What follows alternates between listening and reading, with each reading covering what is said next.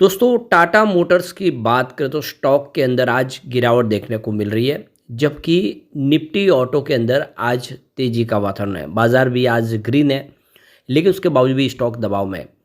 अब इसके पीछे रीज़न क्या है उसको समझने की कोशिश करेंगे। टेस्ला इंडिया के बाज़ार में एंट्री मारने को तैयार है। क्या इसका कोई निगेटिव असर टाटा मोटर्स पे होगा उसको समझेंगे। इसके अलावा डोनाल्ड ट्रंप ने कहा है कि वो टैरिफ हाइक करने वाले हैं, टैरिफ बढ़ाने वाले हैं ऑटो सेक्टर पे। क्या उसका भी कुछ निगेटिव असर होगा टाटा पे? क्योंकि टाटा मोटर्स एक्सपोर्ट भी करती है अपने प्रोडक्ट को। ऐसे में क्या है आगे की संभावना उसको जानने की कोशिश करेंगे इस वीडियो के माध्यम से। और आगे आने वाले समय में कंपनी अपने बिजनेस को स्प्लिट करने वाले 2 पार्ट में, और शेयर होल्डर को एक शेयर के बदले एक शेयर मुफ्त में दिया जाएगा। उससे क्या फ़ायदा हो सकता है आने वाले समय में, लॉन्ग टर्म इन्वेस्टर के लिए कुछ बेनिफिट होगा, जानेंगे इस वीडियो के माध्यम से। लेकिन फ्रेंड्स उससे पहले अगर आप पहली बार हमारे चैनल पे आए तो चैनल को सब्सक्राइब कर दीजिए, एक बेल आइकॉन दबा दीजिए ताकि जब भी नया वीडियो बने पहला नोटिफिकेशन आपको मिले। वीडियो पसंद आए तो लाइक शेयर ज़रूर कीजिए। चलो फ्रेंड्स वीडियो स्टार्ट करते हैं। मैं हूँ आपका दोस्त एस.बी. दवे और हमारे अपने चैनल ऑनलाइन कमाई में आपका बहुत बहुत स्वागत है। तो सबसे पहले निफ्टी ऑटो की बात कर ले तो अभी इस समय देख सकते हो कि लगभग 3 बजे का टाइम है। निफ्टी ऑटो 21,704 के स्तर पर है, जहाँ पे 151 पॉइंट की तेज़ी है, यानी 0.70% अप पर है निफ्टी ऑटो। तो बाज़ार में आज ठीक है, सेंटीमेंट थोड़े सुधरे हुए हैं, बाज़ार में तेज़ी का वातावरण भी है। लेकिन टाटा मोटर्स में थोड़ी सी गिरावट है। इस समय 664 के आसपास आपको ट्रेड करता हुआ दिखाई देगा टाटा मोटर्स, जहाँ पे 0.55% यानी आधा परसेंट के आसपास की गिरावट है। तो टाटा मोटर्स का शेयर 25 फरवरी को अपने 52 वीक के लो पर आ गया है, और यह अपने ऑल टाइम हाई से लगभग 43% गिर चुका है। तो स्टॉक ने बिल्कुल एक नया लो बनाया है, और अब आप देख सकते हो कि ऊपर के लेवल से काफ़ी ज़्यादा करेक्शन भी हो चुका है। जुलाई 2024 में ये स्टॉक 1179 रुपये तक पहुंच गया था। ये इसके ऑल टाइम हाई की प्राइस थी, और वहां से स्टॉक 43% गिर चुका है आज। इस स्टॉक पर बिकवाली का दबाव लगातार बना हुआ है। इसकी वजह प्रमुख बाजार में जैगुआर लैंड रोवर का जो कमज़ोर डिमांड आउटलुक, घरेलू बाजार में भी कंपनी के पैसेंजर व्हीकल और हैवी कमर्शियल व्हीकल की मांग कमज़ोर रहने का भी अनुमान है। तो ये रीज़न बन रहे हैं इस समय। एक्सपर्ट का कहना है कि अगर अमेरिकी राष्ट्रपति डोनाल्ड ट्रंप टैरिफ को लेकर अपनी पॉलिसी लागू करते हैं तो इसका असर भी अमेरिका में जेएलआर के बिक्री पर पड़ेगा।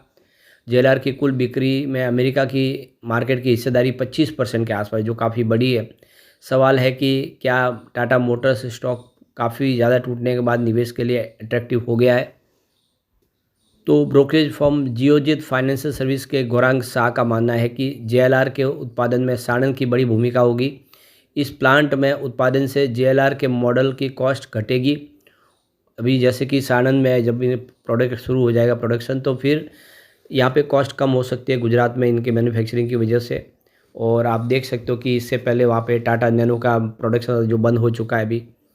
तो उन्होंने कहा है कि जहाँ घरेलू बाजार की बात है तो टाटा मोटर्स का प्रदर्शन बहुत अच्छा है। कमर्शियल व्हीकल बिजनेस का प्रदर्शन भी अच्छा है।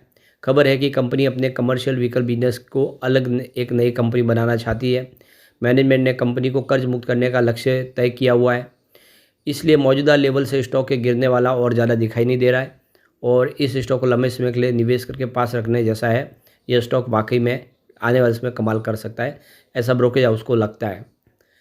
पिछले साल विदेशी ब्रोकरेज फर्म सीएलएसए ने टाटा मोटर्स को अपग्रेड किया था, और इसे उस शेयरों की लिस्ट में शामिल किया था जिनके बेहतर प्रदर्शन को लेकर ब्रोकरेज फर्म आश्वस्त है।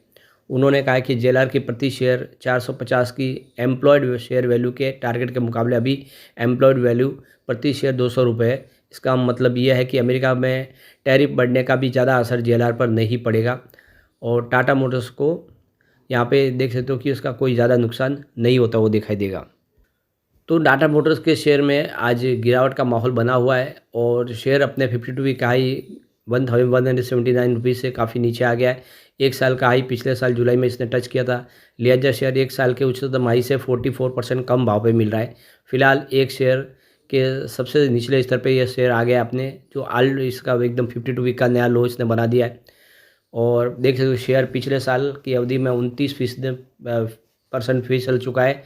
हालांकि 2 साल की अवधि में रिटर्न आंकड़ा 55% पॉजिटिव है। 5 साल के हिसाब से 342% का बम्पर रिटर्न दिया स्टॉक ने। तो टाटा मोटर्स के शेयरों में गिरावट की सबसे बड़ी वजह जैगुआर लैंड रोवर है, जिसकी कमज़ोर डिमांड आउटलुक है। कंपनी के मुख्य मार्केट में जेलआर की मांग को लेकर काफ़ी ज़्यादा कमज़ोर दिखाई दे रही है इस समय। फाइनेंस से 2026 के लिए घरेलू हैवी कमर्शियल और पैसेंजर व्हीकल के लिए डिमांड आउटलुक भी कमज़ोर है। डिमांड आउटलुक के अलावा अमेरिकी टैरिफ का भी असर दिख रहा है। अमेरिका की ओर से यूरोपियन यूनियन में इंपोर्ट आइटम पर टैरिफ लगाने का रिस्क है। इससे जेलआर की बिक्री पर असर पड़ सकता है। जेलआर की रिटेल बिक्री में अमेरिकी मार्केट की हिस्सेदारी 25% है, ये एक सबसे बड़ी बात है। तो पिछले सप्ताह ही CLSA ने टाटा मोटर्स की रेटिंग को अपग्रेड किया है और उनको टाटा मोटर्स पे भरोसा है। अब यहाँ पे टाटा मोटर्स हो या फिर दूसरी और ऑटो सेक्टर की कंपनियां हो, क्या टेस्ला की एंट्री से इनके शेयर लुढ़क सकते हैं? पैसे क्या हो सकता है आगे की संभावना? तो टेस्ला, अमेरिका की जो इलेक्ट्रिक वाहन निर्माता टेस्ला कंपनी, भारत में संभावित एंट्री को लेकर ब्रोकेज फर्मों की अलग अलग राय सामने निकल के आई है। हाल में ही सरकार द्वारा EV इलेक्ट्रिक व्हीकल से जुड़ी नीतियों में बदलाव किया गया है, जिससे इस क्षेत्र में निवेश और प्रतिस्पर्धा बढ़ने की संभावना है। CLSA का मानना है कि टेस्ला की एंट्री से भारतीय ऑटोमोबाइल कंपनियों पर कोई खास असर नहीं पड़ेगा। हालांकि देश में प्रीमियम कारों की मांग बढ़ने की संभावना है। रिपोर्ट के अनुसार भारत में EV का पेनिट्रेशन अभी केवल 2.4% है, जो अमेरिका और चीन की तुलना में काफ़ी कम है। CLSA का मानना है कि आयात नीति में बदलाव के बावजूद भारतीय कंपनियों पर टेस्ला की एंट्री का ज़्यादा असर नहीं होगा। टेस्ला को भारत में 4,150 करोड़ रुपए का निवेश करना होगा। ब्रोकरेज का ये भी कहना है कि महिंद्रा एंड महिंद्रा के शेयरों में पहले से ही टेस्ला की एंट्री की आशंका को शामिल कर लिया गया है, उसका असर ऑलरेडी आ चुका है। इसलिए हाल की गिरावट की चिंता अभी विषय नहीं है CLSA। तो अब देख सकते हो कि उनका मानना है CLSA का कि टेस्ला को अपनी कारों की ऑन रोड कीमत 35 से 40 लाख रुपए के बीच रखनी होगी, जो काफ़ी ज़्यादा है दूसरी पेयर कंपनियों की तुलना में। नोमुरा का मानना है कि सरकार की नई EV नीति से इलेक्ट्रिक वाहनों का तेज़ी से अपनाया जाना संभव है। इसके अलावा टेस्ला के साथ साथ अन्य जो ग्लोबल ऑटोमोबाइल कंपनियां भी भारत में निवेश करने पर विचार कर सकती है। हालांकि ब्रोकरेज फर्म को उम्मीद नहीं है कि टेस्ला अपनी कारों को 21 लाख रुपए की कम कीमत पर बेच पाएगी। यानी यहाँ की जो कंपनियां जिस कीमत से प्राइस बेचती है, उस प्राइस से टेस्ला के बेचना थोड़ा नामुमकिन है। नोमुरा के अनुसार टेस्ला की एंट्री सोना, BWD और सनशाइन इंजीनियरिंग और संवर्धन मदरसन जैसी कंपनियों को फ़ायदा होगा, क्योंकि कंपनियों ऑटोमोबाइल क्षेत्र में काम करती है, उनको टेस्ला से ऑर्डर मिलते हैं, तो उनका फ़ायदा ज़रूर होगा। जेफरीज का मानना है कि M&M के शेयरों में आई गिरावट निवेशकों के लिए खरीदारी का अच्छा मौका है। ब्रोकरेज के अनुसार MMW का वैल्यूएशन 20x फाइनेंस 2026 ही पर P पर आकर्षक दिखता है। इसके अलावा यह कंपनी हुंडई और मारुति सुजुकी की तुलना में बेहतर स्थिति में है। कुल मिला के ब्रोकरेज फर्मों का मानना है कि टेस्ला की एंट्री से भारतीय EV बाजार में प्रतिस्पर्धा बढ़ेगी, लेकिन इसका ट्रेडिशनल भारतीय वाहन निर्माताओं पर सीधा असर थोड़ा कम रह सकता है। हालांकि नई नीति से अन्य ग्लोबल कंपनियों को भी भारत में निवेश का एक अवसर मिल सकता है, और निवेशकों के लिए ये देखना भी दिलचस्प होगा कि आने वाले समय भारतीय EV बाजार में किस दिशा में ये आगे बढ़ता हुआ दिखाई देगा। क्या इसमें कुछ बदलाव होगा? अब एक बार हम इसके रिजल्ट को भी देख ले। तो रिवेन्यू की बात है, दिसंबर 2023 में 1,12,076 करोड़ के आसपास था, जो इस बार दिसंबर 2024 में बढ़ के 1,15,365 करोड़ तक पहुंचा, और सितंबर में 1,03,016 करोड़ के आसपास था। तो रिवेन्यू बढ़ा है, चाहे आप क्वार्टर बेसिस पे देखें या ईयर ऑन बेसिस पे देखें। प्रॉफिट की बात करें तो दिसंबर 2023 में 7,145 करोड़ के आसपास था, जो इस बार गिर के 5,578 करोड़ के आसपास आया, और सितंबर में 3,450 करोड़ के आसपास था। तो क्वार्टर बेसिस पे तो प्रॉफिट बढ़ा है, लेकिन ईयर ऑन बेसिस पे प्रॉफिट गिरा है। और वैसे पिछले कई समय से कंपनी लॉस में थी। 2022 में 11,235 करोड़ का भारी भरकम लॉस था। 2023 में कंपनी पहली बार 2,690 करोड़ के प्रॉफिट में आई, और 2024 में प्रॉफिट सीधा बढ़ते हुए 31,000 देख सकते हो 807 करोड़ तक पहुंच गए, जो काफ़ी शानदार है। ये आंकड़े उत्साहवर्धक है, जो आने वाले समय बेहतर कर सकता है, और आने वाले समय स्प्लिट की वजह से 2 शेयर आपको मिल जाएंगे, एक के बदले में एक, तो ये काफ़ी अच्छा मौका है।